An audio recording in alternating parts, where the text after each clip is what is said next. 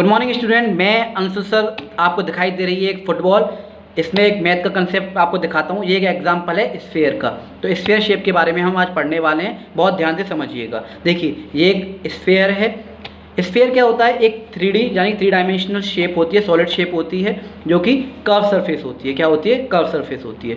इसके अलावा इसमें जो सरफेस से किसी भी पॉइंट को आप मेज़र कीजिए सेंटर तक, रेडियस तक, इधर से इधर से इधर से, तो इसका जो डिस्टेंस होगा वो इक्वल होगा। यानी कि अगर आप मेज़र करें, इसकी हाइट जो है 7 सेंटीमीटर इसकी हाइट है, डायमीटर आधा हो गया 3.5 सेंटीमीटर। यानी कि यहाँ से आप इसको मेज़र कीजिए सेंटर तक, यहाँ से आप मेज़र कीजिए, तो उसका जो डिस्टेंस होगा वो इक्वल ही होगा। तो सिमेट्रिकली अगर हम देखें तो राउंडिंग शेप होती है। इसका कोई भी वर्टेक्स कोना नहीं होता, इसके कोई भी एजेस किनारे नहीं होते, और इसके कोई भी क्या है, फेस नहीं होता, जीरो फेस होते हैं।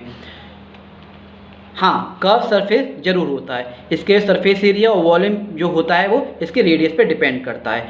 क्या आपको पता है ये स्फीयर किस तरह से बनता है? तो चलिए उसे भी देखते हैं।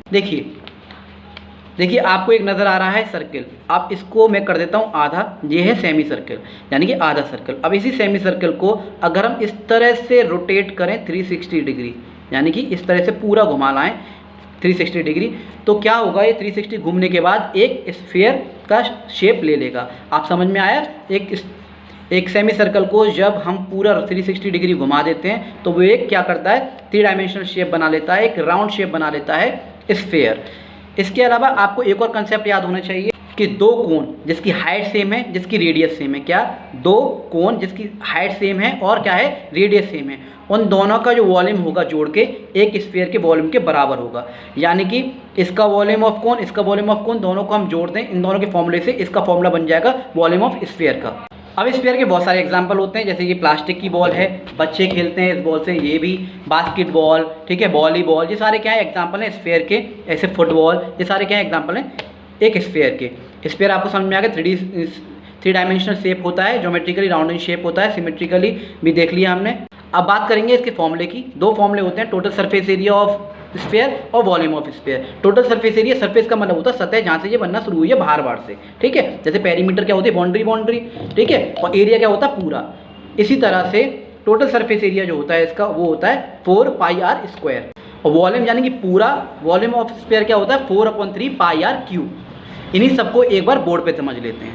तो अभी हमने जो प्रॉपर्टीज पढ़ी वो सारी मैंने बोर्ड पे लिख दी है, समझ लेते हैं एक बार। Sphere it has 3 dimensional shape, 3 dimensional shape है, solid shape that have all its surface. यानी कि जो हमारी स्फीयर होता है वहाँ से आप किसी सेंटर तक कहीं से भी आप मेजर कर लीजिए, उसका जो डिस्टेंस होगा वो क्या होगा, इक्वल ही होगा। ये हमने पढ़ा था।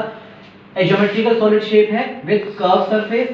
सेमी सर्कल को हम रिवॉल्व करेंगे तो 360 डिग्री अगर रिवॉल्व करेंगे तो हमें क्या मिल जाएगा, एक स्फीयर मिल जाएगा, जो शेप बन के तैयार होगी।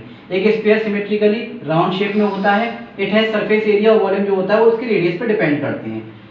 फेसेस बिल्कुल नहीं होते, कॉर्नर्स नहीं होते, एजेस नहीं होते।